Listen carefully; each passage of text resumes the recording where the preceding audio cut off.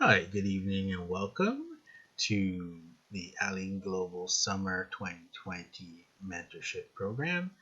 Um, we're continuing still in Chapter 2, dealing with variables, and because of some of the feedback, we're going to have an example based on variable scoping at the end of this video. One of the things we want to follow up with in variables is the idea of extents or arrays or what some people would refer to as a matrix. In progress, we deal with only one row matrix by default. Um, if you want to do anything more complex than that, we'll have to look at temp tables and probably database tables to do that. So let's define a variable, something we all are familiar with. I'm going to define a variable. It's a character type. And we're going to call it day of the week, right? And if we define a single character, we would have to go ahead and define 7 of these. And normally you will see this happen in some spaces, uh, right? And all the way down to 7. This is how we would try to represent a variable with a single day of the week, or we would have uh, a single string, right, with all the days of the week as a single string. I'm not going to type them in right now. I'll just copy them as possibly as a single string going all the way down. Uh, the differences are clear because you would have to manipulate that string every single time. Uh, Now, the difference with saying we have an extent of 7, um, one of the great powers of progress and indeed built on top of C is we can assign all 7 of those at the exact same time. The difference is mainly because how the computer stores it. If each one was individually named 1 through 7, to you and me, they all look as if they belong together. But in the computer's memory, those locations would have no association with each other, and they could be all over the map. When we declare as an extent, the computer arranges the memory to at least try to put them all in a row together, or at least as many as possible. And then it says, hey, I have 7 of them, so it tries to know exactly where all 7 are at one time, making it very powerful. Um, so again, this would assign the to one thing. So let's just say day of the week, right? And another set of keywords in progress that I would like us to pay attention to is the display, right? And if we want to look at a single day of the week, we reference it the same way we would have a matrix in math. The only thing, because it's one row, we start with the numbers. And a point to note in progress, the numbers start with 1, not 0, as it would in C. And we also have a message type. I'm going to go ahead and put a pause here so we can actually see the display, because the display, there's more formatting and stuff. We'll see that a little later that is needed. So let's do this and take day 5 or index to 5. And for me, my calendar days are going to start with Sunday, and I'll show you that in a minute. So here we go. when we have the display, it's telling us, hey, I'm trying to display the first position. But then when it displays or uses the message, you can see the full wording here. So we have some formatting issues when we use the display, but the message seems to get it right. Those are little things you learn about progress as you go. So if I were to just add some formatting here,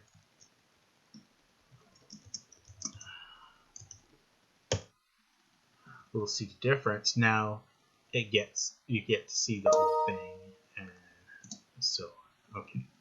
So again, we see we can do assign all the extent values at one time, and because we're dealing with days of the week and they don't change, we can literally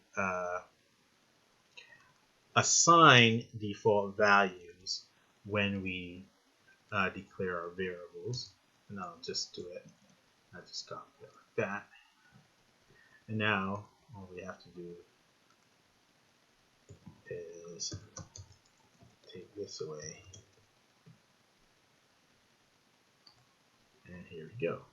So now we see my first day of the week is Sunday.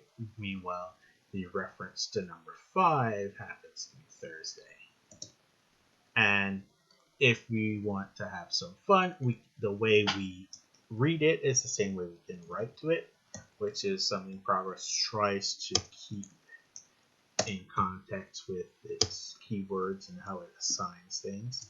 So if Thursday is a holiday, right, we can just go ahead and now for this particular week, Thursday happens to be a holiday. So there goes the power of extents. Another way extents tends to be used is for keeping scores and numbers. I'll just take this one away and declare a variable decimal type. If you remember, that's the one that allows us to hold real numbers, as people say, where you can have point and decimal values behind the decimal point. Let's just declare this DeciTest scores, and I didn't have any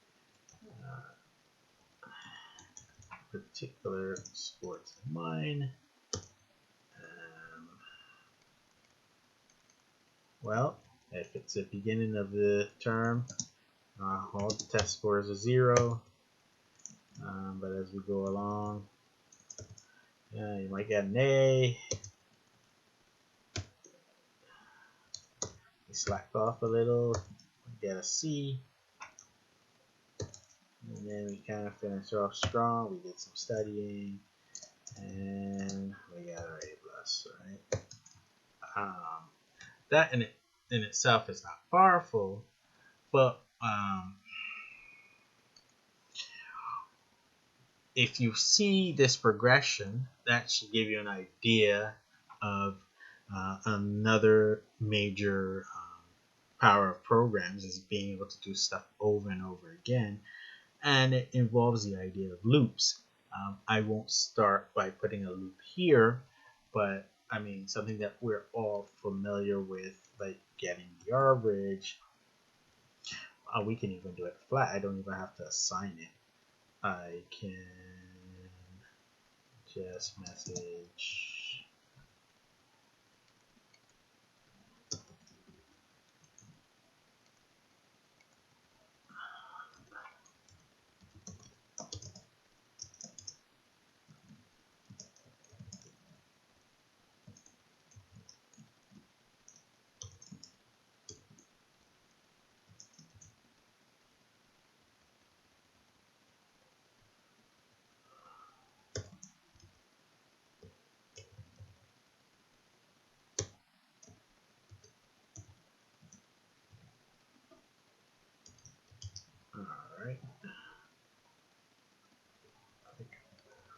missing one in the front.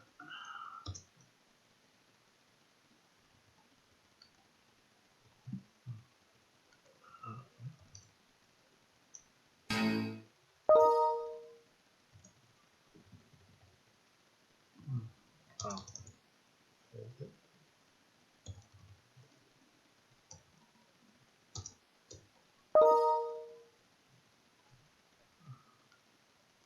So there you go. This should have worked, shouldn't it? Yeah. Okay.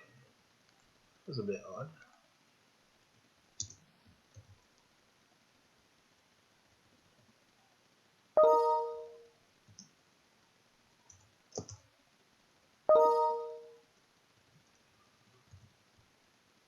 It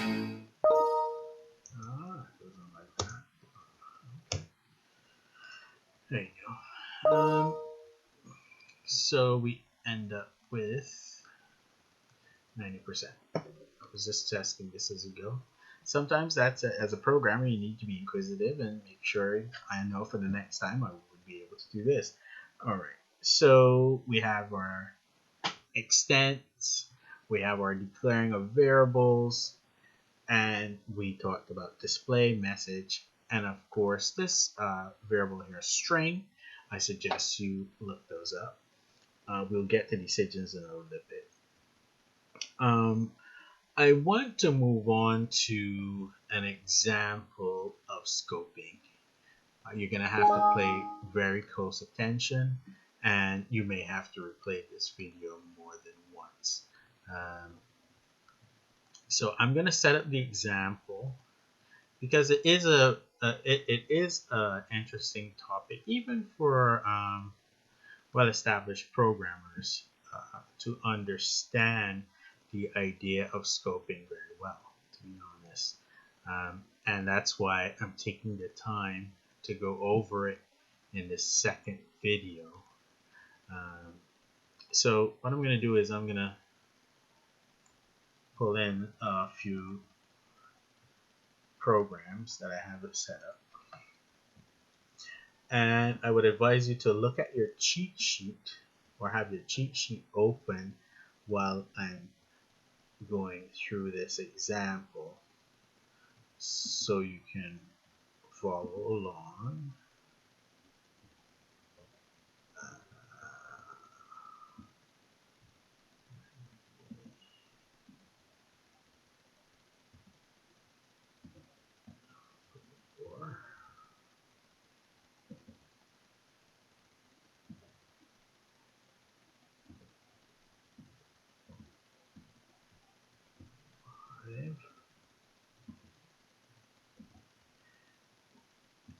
And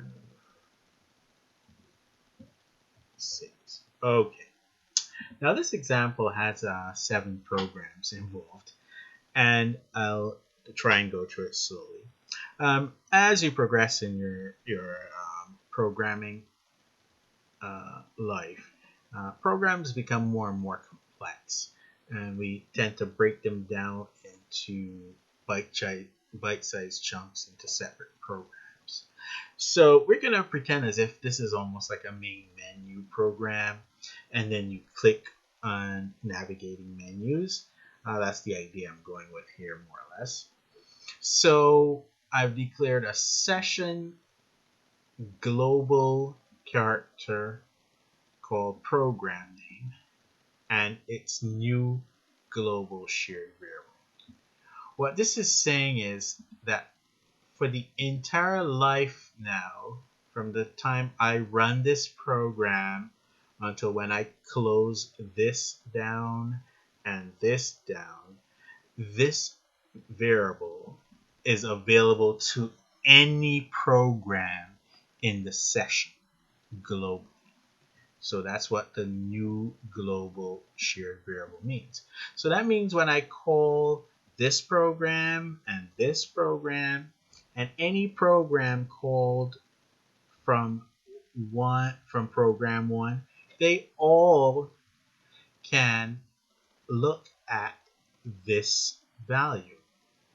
Meanwhile, this variable here, my program name is local to this single procedure here, starting from this line to this line. This particular variable, ch my program name, is local to here, or only exists or lives or has a scope relative to this program. Meanwhile, this variable has a scope relative to when you turn, or after this program runs, until you shut down the entire progress session that you're working in. That's very critical information, stuff you should think about.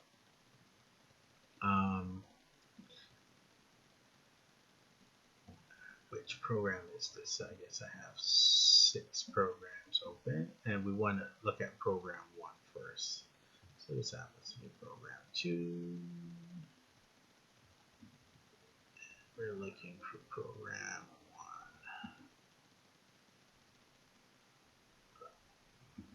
1. Is that in there? Yeah, so this is program 1. So we're calling program 1 from this main menu.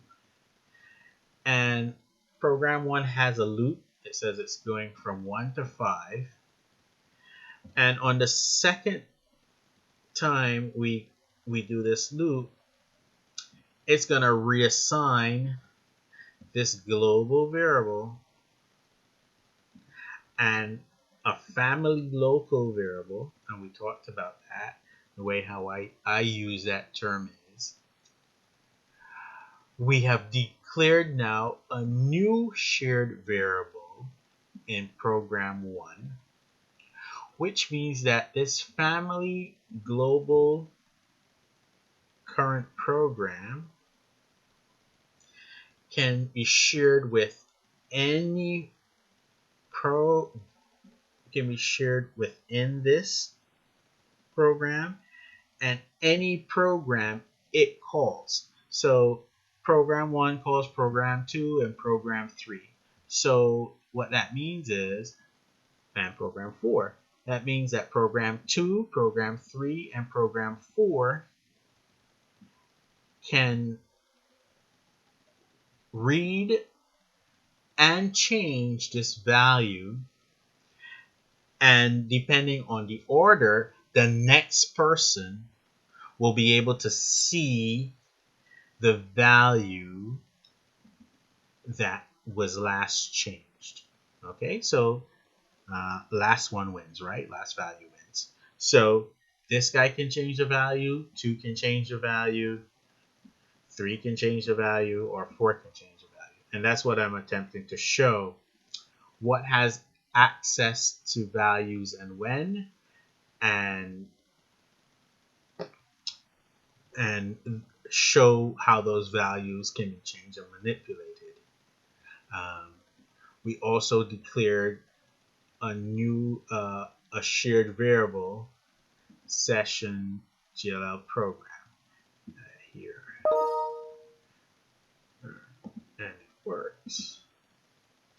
Okay.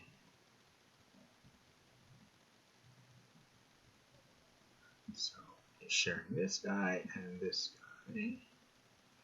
All right. And then program 2.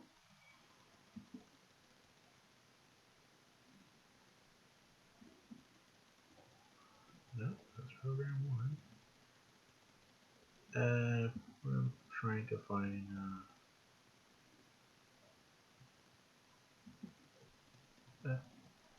program 2 can only share or reference stuff that has already been declared, and he's also going to change them, and he's also going to call 5. So this is getting very complex, huh? And that's what I want to show, that you have to be mindful of the scope of variables.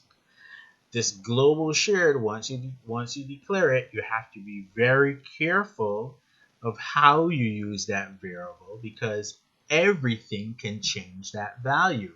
So if something is 3 or 4 levels deep, it can be changed by that program and you can get some unexpected results. So what I'm trying to get at is everything has to be used when it is needed, and everything should be used with a certain set of caution and measure.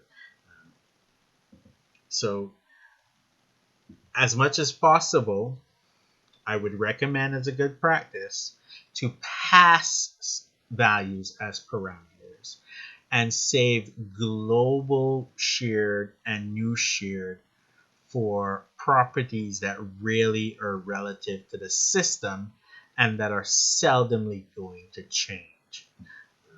It can save you a lot of heartache later on. So let's run this example. Um, the weirdest part of this example, I think, falls um, in this particular program, which is program 5, right? It decided, or the program decided, that at program 5, which I believe is a level 2 call, is going to declare a new global share variable. And this time it's going to have the program number assigned. Now the problem here is that uh, program 5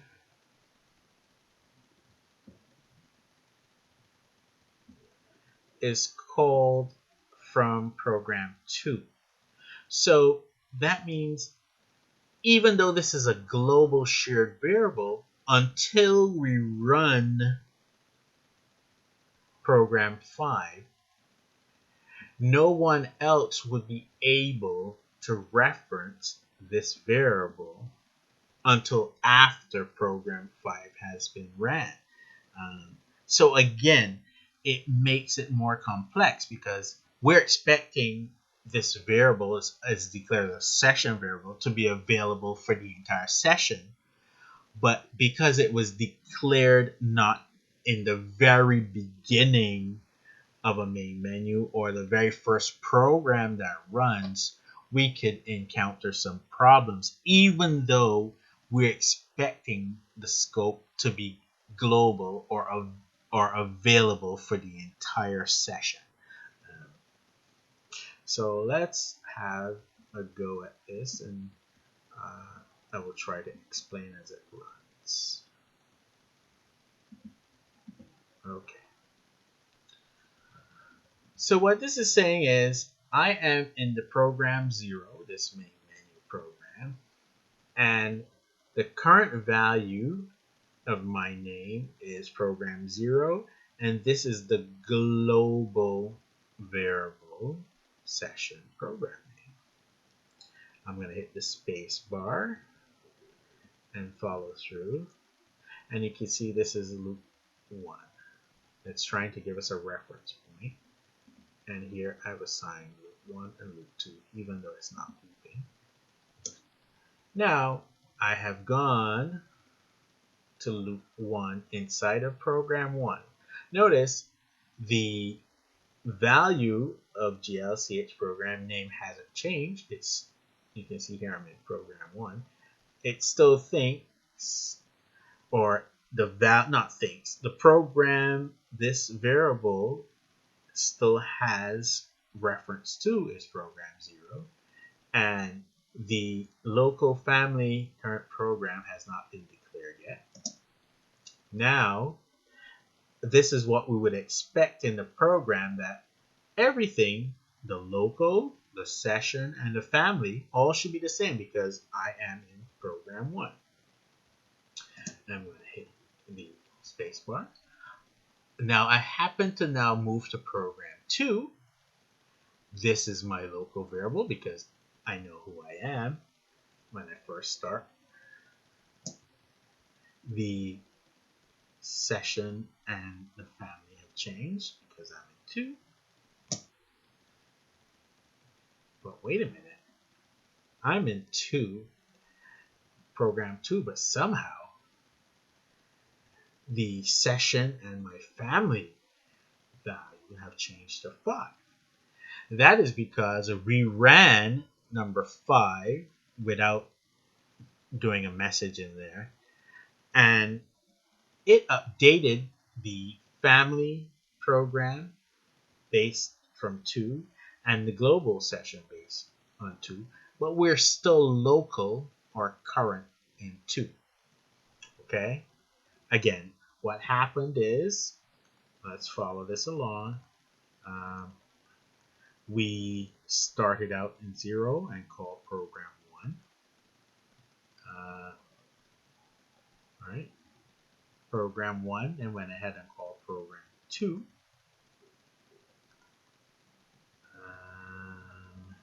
Program 2, where are you? Program 2 just went ahead and called program 5. So we went 0 to 1 to 2 to 5. So we're 3 levels deep, and we're now back at program 2 after it has called 5. So we're here. All right. So when 2 is over, it's going to come back and then call 3 here. Right? But remember, anybody in this particular program 2 has access to this, and now this, because program 5 declared this variable. Here's an interesting thing. If we had tried to reference the value, this value here, before this call, it would have possibly given us an error.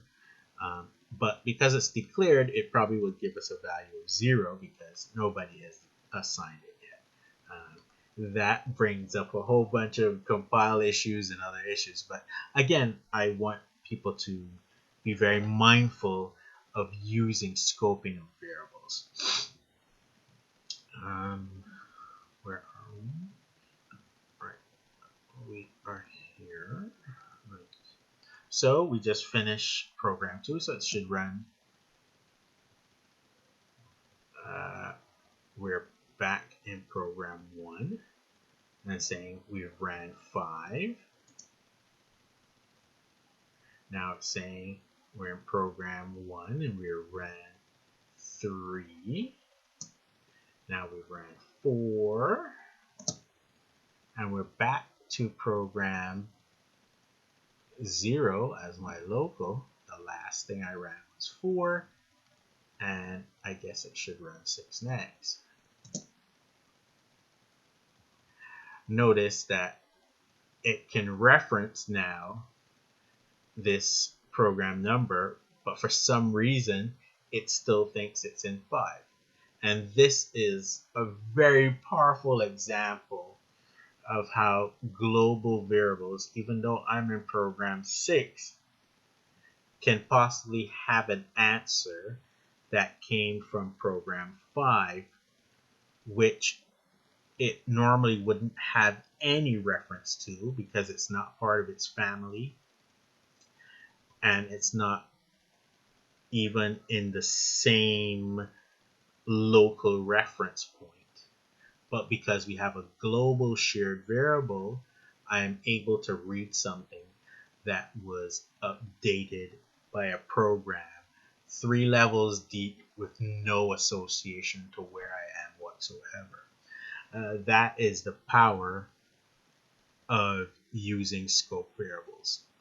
I know it might be a lot to absorb, and like I said, you might have to go over and this video more than once, but I will leave it for a group discussion so we can all understand better.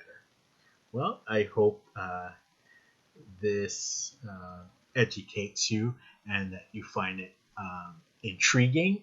And that was my goal, to have you start thinking a little different and challenging you to try to understand this complicated idea. Have a great one.